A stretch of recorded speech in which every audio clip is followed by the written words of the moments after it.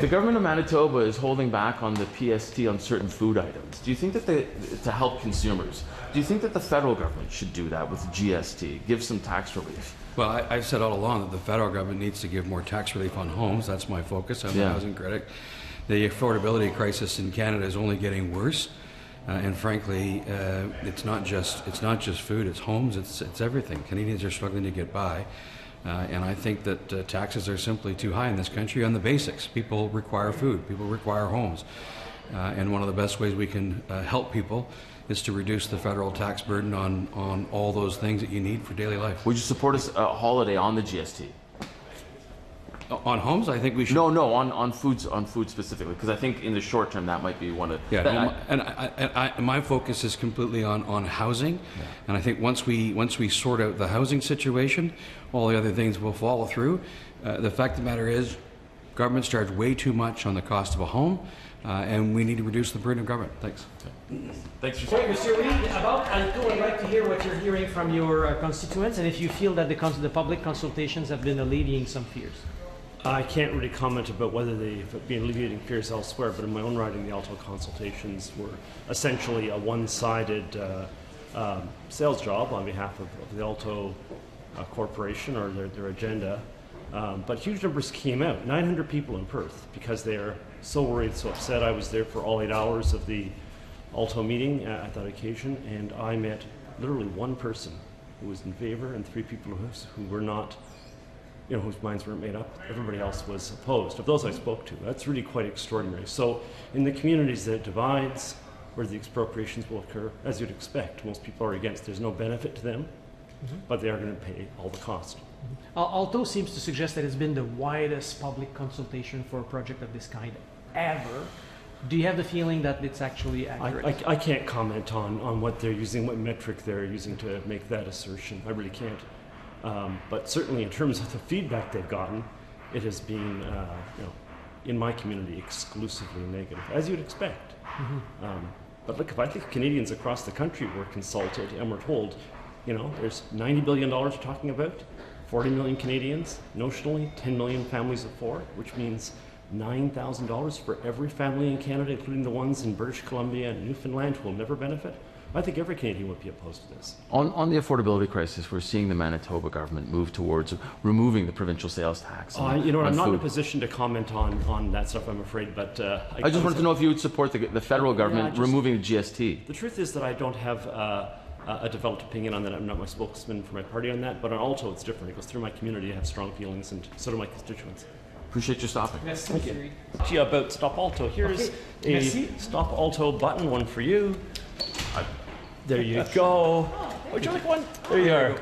If you take one of that QR code, it'll take you right to the petition, e-petition, to have the government stop Alto. You can read the whole petition, but we're hoping to distribute many of those, and we're hoping that many, many Canadians will show how upset they are with what this project is doing. So there you go. Merci, monsieur. Okay. What's it been like in your community? We just heard from Scott Reid, who said that there was an information session that was well attended. Yeah, so Alto is proposing a route that runs through my community, including both Leeds and Grenville counties. They're not holding any public consultations in the community. This is a project that would see the expropriation of farms, of private properties, homes, businesses, have impact on historic sites like the UNESCO World Heritage Site Rideau Canal, the UNESCO Biosphere Reserve in the Frontenac Biosphere Reserve, but no public consultation held in the community. There was one held in Perth. It was very well attended. I sent a survey to everyone in my community. I've so far had 1,037 responses, with 95% of people opposing this route traveling through our community and 89% opposing this project overall. The United Counties of Leeds and Grenville, they have opposed that this should go forward without mitigation. We've heard the same thing from the Eastern Ontario Wardens Caucus. None of these consultations were done with the representatives federally, provincially, or municipally in the region. And that shows in the opposition that I'm hearing, which is loud and clear, which is why I voted against the High-Speed Rail Network Act when it was brought forward as part of the Budget Implementation Act. Correct me if I'm wrong, I think the municipality of Reid Lake had a resolution at City Council saying they do not want the train to go through their territory. Multiple cities have had resolutions like this. Do you think it's going to change anything? Well, look, this is a question on if this is a government, a Liberal government, by decree or by consultation with the public, and they have the opportunity. You know, you have all of these local municipalities who are speaking out, upper and lower tier municipalities speaking out against this proposed plan. And there is some pragmatism that we've heard from some levels of government where they're saying, what about improving on via high-speed rail or high-frequency rail, or using that corridor that exists? And that's not part of the plan. It's not even part of the conversation with Alto and the government. So I committed to the Minister of Transport that I would share the results of the survey that I've collected and the thousands of responses by email and calls to my office. It's been a lot of work for my team to process that information, but the government it's incumbent on them to respect the will of Canadians. And let's not forget, this is $90 billion, and that's an incredible burden for the taxpayers for a service that frankly is not going to benefit them, and no one's asking for it. Affordability, when you consider the fact that the Manitoba government is cutting PST on food, do you think that the federal government should look at that in terms of GST to help Canadians in this crisis right now? Well, you see that the federal government's continuing to collect higher taxes as fuel prices go up. Their share of tax revenue goes up with that as well, and so that's something for them to consider. But we've heard the government say that taxes on fuel, for example, do not affect the price of food. That they don't affect affordability for Canadians. We've expressed time and again that there are tax measures, affordability measures, the government could take today, including the elimination of their industrial carbon tax, and that would help to ease the food price inflation that we're seeing. It's rising faster here than in the United States, and Canadians can't keep up. Food banks can't keep up. Cutting the GST on food, though, would you be supportive of that? We've said that we want to explore any affordability measure that's going to make life manageable for Canadians. And so if the government's prepared to have that conversation with us and include real measures that, cutting taxes like the industrial carbon tax, we would be very open to those conversations. What Thanks very much. HST Have a great day. Of course, they should. We made commitments in the last election with respect to taking the tax off of home purchases. The government has done this only for first-time home buyers. We supported that measure. We think that it's important, but it doesn't go far enough. And so we're not going to let perfect be the enemy of the good. But we do think that removing the federal portion of taxes is a step that they could take immediately. Thanks so much. Have a great day. Thanks. Yeah, it's around the bend, right? It's taking a bit of a turn upward, I guess. People are just, wanting to, spring is coming, and just that positive experience that we usually have out there. Got a chance to see Maya on Saturday and talk to the mom and talk to her little sister, Dahlia. And was pleased to see how active she was. Maya was moving her arm and moving her leg, and I was talking with her, and her eye was sort of following what I was saying. You could see what she was hearing what I was saying. And so things are looking really good, but she's still got a long ways to go. So just keep praying for Maya and keep praying for Sia and her dad and her little sister, Dahlia. And what about the community as a whole in terms of trying to move forward? I think they're trying. I think like anybody with a tragedy like that in the community, there's still sort of the loss of those community members. It's just tough, right? But I think they're resilient as a community. I know we opened up an office there, just a temporary office with the local MLA, and we've been having people come in and just wanting to talk. So it's just good there to be present in the community to listen. Do you know what kind of support the community may need at this time? I know things change.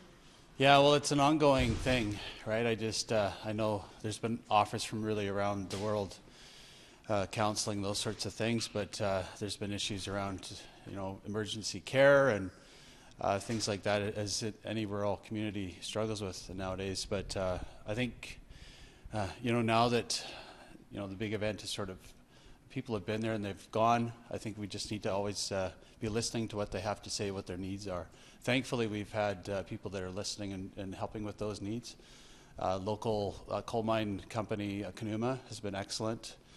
They're just working on bringing Abel's family back from Zambia, so they've been just instrumental in just being there to support the community. Do you have a sense of, are we still calling, forgive me, I don't remember if you're still calling for a federal inquiry? Absolutely. Beyond what is happening in Richmond? Yes. Do you have a sense of whether that's been heard? Have you had any conversations with them? We've been talking with Prime Minister and with Safety Minister, Public Safety Minister, obviously, but we haven't had that promise fulfilled yet. We know that there's some other investigations that still need to proceed before we get there, but the expectation I have, certainly in the community has, is that public inquiry will happen federally. Awesome. Thank you. Yeah, okay, thank you. Have a good day. Have a great day. Le comité sur les langues officielles a demandé à M. Rousseau de venir témoigner. Vous voulez lui demander quoi comme question? En fait, on va lui poser la question. On joue au jour de la marmotte parce qu'on l'a déjà entendu en comité et il s'est engagé à prendre des cours de français, à respecter encore plus le français. Et malheureusement, on a vu dans son commentaire, dans son vidéo de condoléances, qu'il a complètement évité de parler français. Bonjour, merci, ça ne fait pas un 50% de français dans ses obligations à titre de PDG, comme Air Canada est régi par la loi sur les langues officielles. Il y a une responsabilité, mais malheureusement, M. Rousseau nous a démontré encore une fois qu'il n'y a pas de sensibilité et aucun respect des francophones et du fait français. Corrigez-moi si je me trompe, il avait promis d'apprendre le français. En 5 ans, il a appris quoi? Merci, bonjour. Et qu'est-ce que vous avez à dire sur son niveau d'apprentissage du français? Je n'irai pas à juger. Écoutez, à un moment donné, c'est au-delà de ça. C'est au niveau de la réglementation. C'est au-delà des lois et des outils pour forcer un PDG à parler des 2 langues officielles ici au Canada. C'est une question de principe, de valeur et d'intention. Il a encore une fois manqué une belle occasion. Il a démontré son manque de sensibilité et c'est là que c'est inacceptable. Maintenant, le gouvernement n'a aucun pouvoir de destituer ce président directeur général. Alors, je fais appel au conseil d'administration pour prendre les décisions qui se doivent. Radio-Canada ce matin, un article qui dit que Mark Carney n'a pas de rédacteur de discours francophone et que c'est peut-être pour ça que ça dénote une certaine méconnaissance ou mauvaise compréhension des enjeux du Québec. Vous en pensez quoi? Bien, je pense que le problème, c'est que lorsqu'à la tête d'une entreprise comme d'un gouvernement, les gens ne prêchent pas par l'exemple. On voit les dommages qui se font dans le reste de la machine. Il faut se rappeler que le gouvernement libéral a nommé une gouverneure générale qui est bilingue, mais qui ne parle pas français. Ça, c'est un autre... Non, mais c'est un exemple. M. Carney dit, moi, je fais un effort. M. Rousseau, c'est lui qui est à blâmer parce que lui, il ne parle pas assez en français. Vous avez quoi à répondre à ça? En fait, c'est encore une fois la même chose. C'est le manque d'intention et de volonté du premier ministre. S'il avait la volonté et l'intention, il s'entourait de gens qui comprennent la réalité des Français de partout au Canada. Monsieur Godin, just in English, Yeah. What do you think of the controversy over Mr. Rousseau? Unacceptable. Could you elaborate? Because it's repeat the situation. A long time when he came in the committee, he came to respect the engagement. He told I will learn the French language. Don't forget, this company must to respect the official language bill. But this demonstration, again, it's different. Merci beaucoup. Sorry for my English. Non, c'est parfait. Merci. Merci beaucoup.